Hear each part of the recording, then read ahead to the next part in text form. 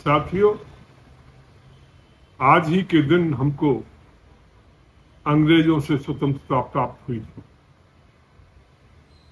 15 अगस्त सन 47। ये दिन इतिहास के पन्नों पर स्वर्णाक्षरों में अंकित किया जाएगा, क्योंकि 1000 साल की गुलामी के बाद हम स्वतंत्र हो रहे थे, अपने भाग्य विधाता बन रहे थे, अपने सपनों को जिस ढंग से हम चाहते थे उस ढंग से अपने सपनों को बना सकते थे। आप जानते हैं इस आजादी को पाने के लिए हम लोगों ने कितना संघर्ष किया है। सबसे पहला संघर्ष चालू हुआ था जिस समय मोहम्मद बिन कासिम ने आकर के दारा शिकोह को हराया था। ये पहली बार था इस धरती के ऊपर जब विदेशी आक्रमणकारी आए और उन्होंने हमारे यहाँ आकर हमारी माँ बहनों की असमत लूटी, हमारे लोगों की बोली लगाई गई, सिविलियंस को काट दिया गया, निरपराध लोगों को मार दिया गया। ये पहली बार इतिहास में हम लोगों ने देखा। उससे पहले युद्ध होते थे, राजाओं के बीच में युद्ध होते थे, वो सेनाओं से लड़ते थे, सेनाएं हारती थी, जीतती थी, राजा हारते थे, जीतते थे, परंतु आम लोगों के साथ कोई बदसलूकी नहीं होती थी। ये पहली बार था जब महिलाओं के साथ बदसलूकी, पहली बार था जब सामान्य नागरिकों को भी छोड़ा नहीं गया, उनका भी कत्लेआम किया गया, उनके घरों को आग लगा दी गई। राजा दाहिर की 2 बेटियां थीं, उनको जो है सेक्स स्लेव के रूप में रखा गया, उनके साथ बलात्कार किया गया, उनको बेच दिया गया। ये सारा का सारा इस भारत भूमि पर पहली बार लोगों ने देखा था। तो ये क्या हो गया? कौन सी ऐसी सभ्यता आई है जो आम लोगों को भी नहीं छोड़ती, जो महिलाओं का सम्मान करना नहीं जानती?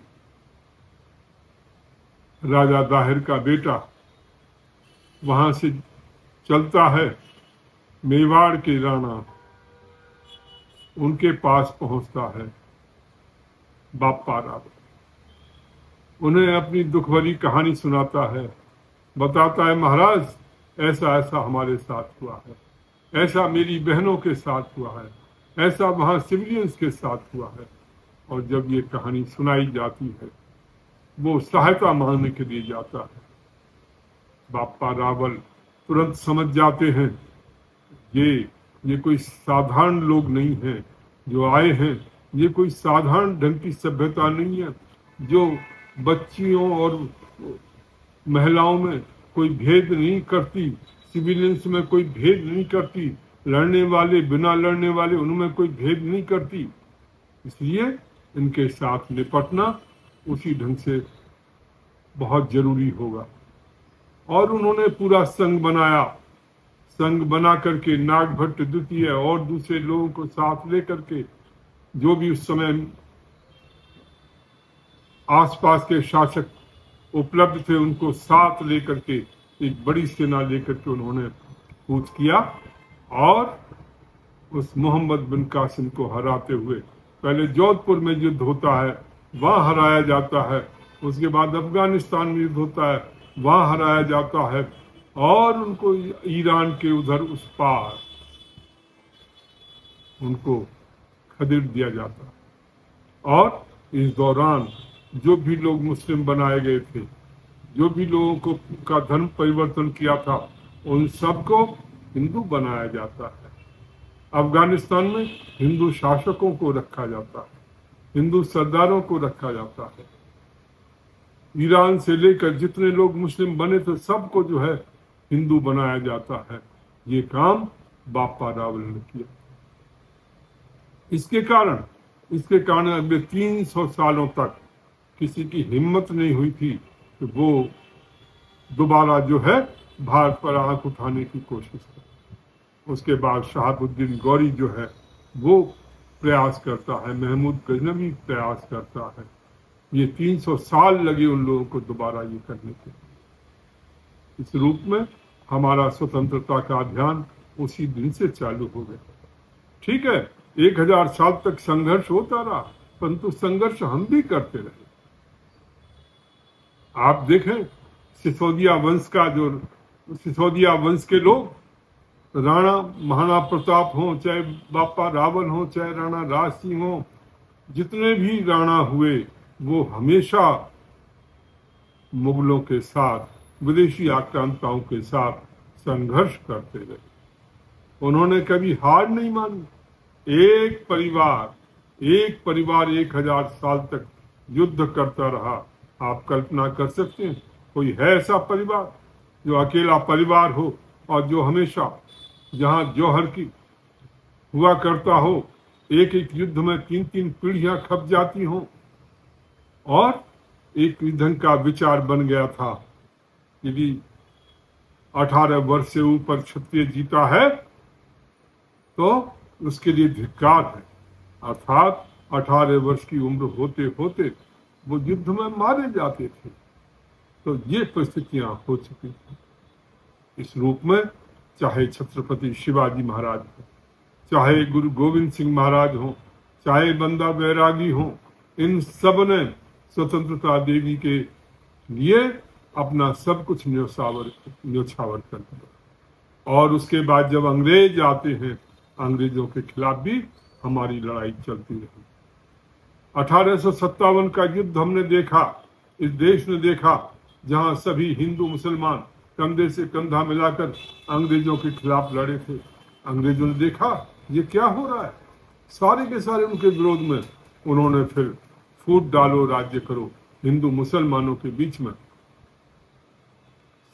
संघर्ष के बीज बोए, एक दूसरे को लड़ाया, एक दूसरे के खिलाफ खड़ा किया, और फिर उसके परिणाम स्वरूप जो पाकिस्तान जो बना उसी का परिणाम था।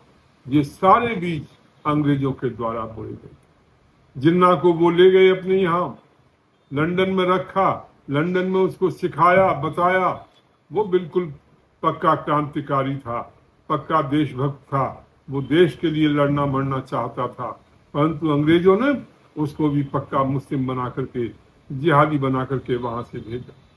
ये सारी रणनीति जो है, क्योंकि 1857 से अंग्रेज हमेशा डरते रहे, उनको हमेशा डर रहता था कहीं ऐसा हो गया तो इस ढंग से मारे जाएंगे, बाहर भागने का मौका भी नहीं मिलेगा। इसलिए उन्होंने कांग्रेस की स्थापना की, इसलिए उन्होंने और दूसरे उपाय किए जिससे कि वो संघर्ष की नौबत न आए। उस सब के बावजूद भगत सिंह, राजगुरु सुखदेव, राम प्रसाद बिस्मिल, अशफाकुल्ला खां, ठाकुर रोशन सिंह लहरी और न जाने कितने वीर योद्धा अंग्रेजों से लड़ते रहे, अंग्रेजों को मारते रहे, फांसी पर चढ़ते रहे, काला पानी जाते रहे। एक के बाद एक ऐसे हजारों नौजवान थे जो अंग्रेजों को मार रहे थे। और जब सुभाष चंद्र बोस ने आजाद हिंद सेना बनाकर उनके ऊपर बाकायदा अटैक कर दिया, वो समझ नहीं पाए ये क्या हो गया, कोई एक सेना बना सकता है, सेना बना करके युद्ध कर सकता है, ये उनकी कल्पना से बाहर। उस समय सुभाष चंद्र बोस ने पूरे म्यांमार को जीता। म्यांमार को जीतने के बाद और इलाकों को जीतते हुए वो मणिपुर तक पहुंच चुके थे, इम्फाल तक पहुंच चुके थे। ये स्थिति हो चुकी थी। अंग्रेजों को डर लग रहा था, और इसलिए जब उन्होंने ये स्थिति देखी और उसके बाद जितनी सेनाएं थी, तीनों सेनाओं ने विद्रोह कर दिया, नेवी ने विद्रोह कर दिया।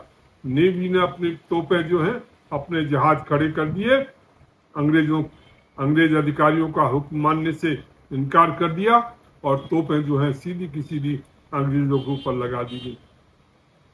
बड़ी मुश्किल से उनको कांग्रेस के नेताओं ने बीच में पड़ के उनको मनाया कि ऐसा करने की आवश्यकता नहीं, परंतु अंग्रेज भीतर तक हिल चुके थे, डर चुके थे, इसलिए वो जल्दी से जल्दी भागना चाहते थे। और इस रूप में आजादी हमें प्राप्त हुई 15 अगस्त सन 47 को। इसके लिए हमारे लोगों ने बहुत कष्ट सहे हैं, इसके लिए हमारे लोगों ने बहुत संघर्ष किया है, इसके लिए हमारे लोगों ने बहुत बलिदान किए हैं, और उसका परिणाम हमें ये आज़ादी प्राप्त हुई है। साथियों, आओ इस आज़ादी की रक्षा के लिए, इसकी सुरक्षा के लिए हम अपना सब कुछ बलिदान कर दें, क्योंकि जब तक आज़ादी रहेगी तभी तक हम हैं।